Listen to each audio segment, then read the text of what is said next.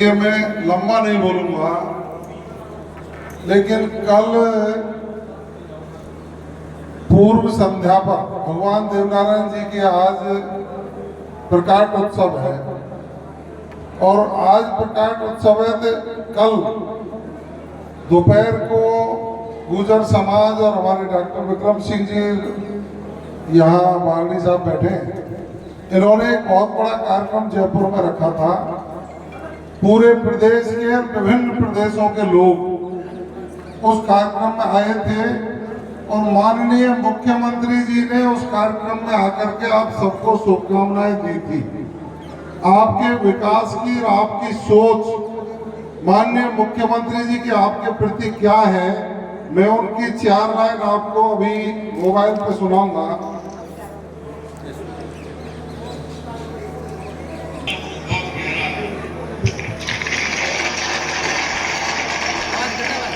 क्योंकि जहां मैं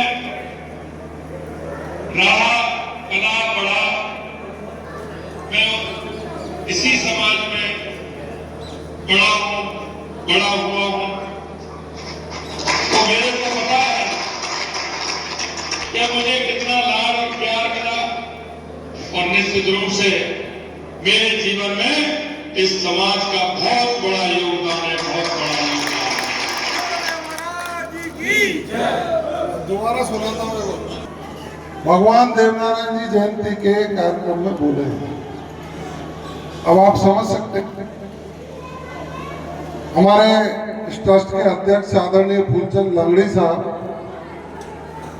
यहाँ के पार्टी के जिलाध्यक्ष आदरणीय मेहता जी और देवनारायण बोर्ड के अध्यक्ष ओम बड़ाना जी, जिनकी बात सुनी वो और मैं सुबह से आपके कार्यक्रम के लिए आने के लिए लालायित थे। शैलेंद्र दवाई जी, सुरज्ञान जी, सब लोगों ने ये कहा कि आपको आना ही है। तो चूंकि आज भगवान देवनारायण जी का प्रकाट उत्सव है, तो उन्होंने जहां जन्म लिया मालासेरी डूंगरी में, वहां प्रदेश की उप मुख्यमंत्री महोदया और हमको जाना था सुबह 10 बजे। हम पहुंच तो 10 बजे गए, लेकिन वहां के जो कार्यक्रम थे उनकी वजह से लेट हुए और यहाँ समापन हो गया। उस समय पे हम पहुंचे, उसके लिए तो आपसे चाहते हैं क्षमा, कि आप हमें क्षमा करेंगे। लेकिन एक बात निवेदन करूंगा, भगवान देवनारायण जी के जो राजस्थान में प्रमुख तीर्थ स्थल हैं, उनमें से जोधपुरिया धाम एक है। अब आप सोचिए, किसी की उम्र 55 हो गई, किसी की 60 हो गई, किसी की 80 हो गई, कोई 22 का है, कोई 35 का है। इन बुजुर्गों से पूछो, आजादी के इतिहास के 69-70 साल में हमारे बुजुर्गों की हथेली घिस गई ताली बजाते बजाते, ताली बजाते, दे ताली दे ताली, और लेना देना कुछ नहीं। लेकिन पहली बार एक ऐसी सरकार आई है जिसने हमारे आराध्य भगवान देवनारायण जी के मंदिरों के, उनके इतिहास के पुनरुत्थान के लिए समयबद्ध कार्यक्रम तय करके आपका सम्मान बढ़ाने का काम किया है और इसको धार्मिक टूरिज्म बनाने का सपना साकार करने का काम किया। अब आप देखिए, 2 वर्ष पहले 1111 में जन्मोत्सव पर देश के यशस्वी प्रधानमंत्री आदरणीय नरेंद्र मोदी जी मालासेरी डूंगरी आते हैं और मालासेरी डूंगरी पर भगवान देवनारायण जी के दर्शन करते हैं। 8 लाख लोग उस कार्यक्रम के गवाह बनते हैं। पूरी दुनिया में सर्चिंग जब हुई तो लोगों ने कहा कि ये मालासेरी डूंगरी निश्चित रूप से कहीं कहीं विश्व प्रसिद्ध स्थान है, जिस पर आज हजारों की संख्या में लोग आने लगे हैं और 250 करोड़ के विकास के प्रस्ताव राजस्थान सरकार और भारत सरकार मिलकर के वह धरातल पर लाने का काम कर रही है। क्योंकि पहले तो कांग्रेस की सरकार थी। मैं कोई राजनीति नहीं कर रहा, लेकिन सही बात कर, उन्होंने प्रस्ताव ही नहीं भेजा, और भेजा तो 35 करोड़ का भेजा। जब ऊपर से लेटर वापस आया कि 35 करोड़ का नहीं, हम इसको भव्य बनाना चाहते हैं। भगवान देवनारायण जी भले ही साड़ो माता के यहाँ जन्म लिया हो, गुजरी के घर में जन्म लिया हो, लेकिन सभी जाति वर्गों के आराध्य हैं, सब इनको पूजते हैं, उनको शक्ति देने का काम करते हैं, इसलिए इनका बड़ा विकास होना चाहिए। उसके बाद प्रदेश के मुख्यमंत्री जी ने जब बजट पेश किया तो देवनारायण जी के पैनोरमा बने, सवाई भोज का पैनोरमा बने, इसके लिए राशि आवंटित की 350 करोड़ रुपया राजस्थान के मंदिरों के पुनरुद्धार के लिए किया। फिर भगवान देवनारायण के अलावा एक कारिस देव और है, सुनेगा आपने?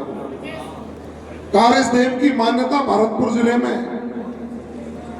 अब मैं उनका नाती पोता हूं कारिस देव जी का। तो उन्होंने कहा भगवान देवनारायण के मंदिरों का पुनरुत्थान हो, कारिस देव के मंदिर का भी हो। जहाज के मंदिर के लिए 4 लेन सड़क और बड़ी बिल्डिंग बना करके उसका समाधान करने के लिए भी बजट स्वीकृत कर दिया मुख्यमंत्री ने। फिर मैंने कहा, फिर माननीय मुख्यमंत्री जी, करौली जिले में केमरी गांव है, और वो केमरी गांव गुजरों का हाई कोर्ट है पूरे राजस्थान का। वहां जगदीश महाराज का मंदिर है, जगदीश भगवान की पूजा होती है। आपका ध्यान उधर चला जाए और जगदीश भगवान के मंदिर का पुनरुद्धार हो जाए तो ये इलाका ही नहीं, पूरा राजस्थान आपका आभारी रहेगा। आपको मैं क्या बताऊं, परसों के दिन जहाज लेकर जयपुर से केमरी गए और केमरी में जाकर उन्होंने एक बालिकाओं के लिए आवासीय विद्यालय और जगदीश धाम जो केमरी का मंदिर है उसको कृष्णा कॉरिडोर से जोड़ करके उसका संपूर्ण विकास करने का काम और आधारभूत सुविधाओं के लिए करोड़ों रुपए के बजट सैंक्शन अपने मुखारबिंद से कर दिए। और आज ओम भड़ाना जी और मैं, उप मुख्यमंत्री दिया कुमारी जी, हम आसींद गए। सवाई भोज का मंदिर है, मालाशेरी डूंगरी है, हमने वहां कहा ऐसी वहां सरोवर है। मैंने कहा सरोवर का विकास हो, यहां भी एक बालिकाओं के लिए आवासीय विद्यालय हो, तो आपको शुभकामनाएं दे रहा हूं मैं। आज वित्त मंत्री महोदया, उप मुख्यमंत्री महोदया के मुखारबिंद से 50 करोड़ रुपया उस सरोवर के पुनरुद्धार, सौंदर्यीकरण, लाइट एंड शो और आवासीय छात्राओं के लिए विद्यालय की घोषणा करवा दी। इसी बजट में उसकी भी घोषणा वो शामिल करेंगे, ऐसी हमें उम्मीद है। अब बचा जोधपुरिया धाम, तो आपको लगता है कि विकास नहीं होगा? आपको लगता है कि विकास नहीं होगा? आपके बेटे हैं, ये खड़ा है और मैं खड़ा, और आदरणीय भजनलाल जी के मुखारबिंद से आपने अभी सुन लिया है। वो धर्म प्रेमी है, सनातन प्रेमी है। गिरिराज जी के पूसरी के लोटा में 250 करोड़ रुपए लगा करके विकास कराने का काम कर रहे हैं। इससे होता क्या है विकास से?